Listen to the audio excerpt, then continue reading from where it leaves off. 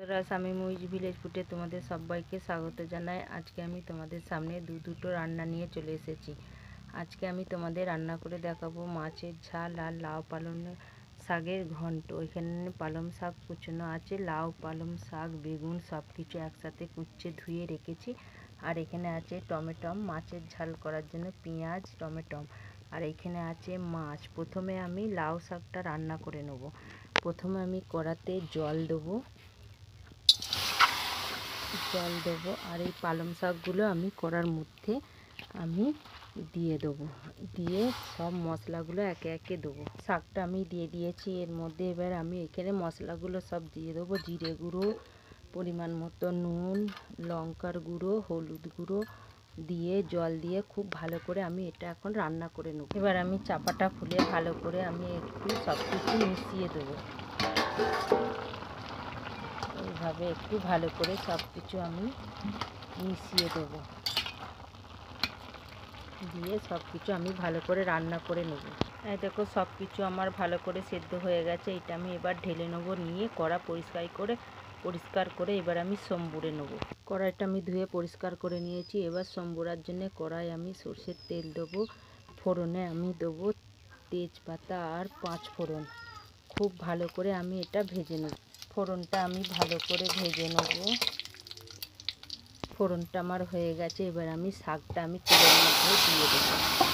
আর পরিমাণ মতো চিনি সব একসাথে একটু ভালো করে আমি মিশিয়ে নেব।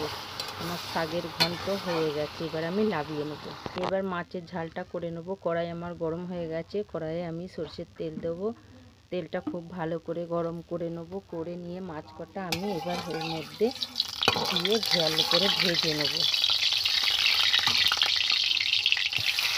মাছটাকে আমি খুব ভালো করে আমি ভেজে নেব।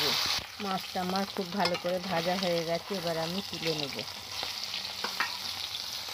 মাছ তুলে নিয়েছি। ওই তেলে আরেকটু তেল দিয়ে আমি এবার তরকারিটা রান্না করে নেব। কড়াইয়ে সরষের তেল দিয়েছি। এবার আমি পেঁয়াজ কুচো দেবো। পেঁয়াজ কুচোগুলো ভালো করে আমি ভেজে নেব। এবার আমি টমেটো কুচোগুলো দিয়ে দেবো আর পরিমাণ মতো নুন দেবো। দিয়ে খুব ভালো করে আমি ভেজে নেব।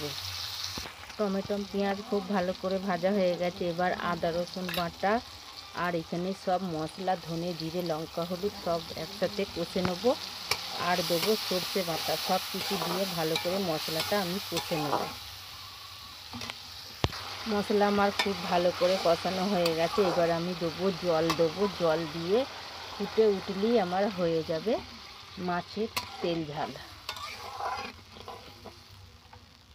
ঝোলটা আমার ভালো করে ফুটে গেছে। এবার আমি ভেজে রাখা মাছগুলো আমি দিয়ে দেবো।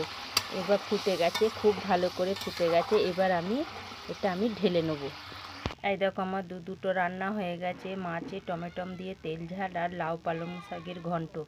বন্ধুরা, প্রথম থেকে শেষ পর্যন্ত ভিডিওটা দেখবে আর এইভাবে বাড়িতে রান্না করে খেয়ে দেখবে কেমন হয়েছে। কমেন্ট করে জানাতে ভুলবে না।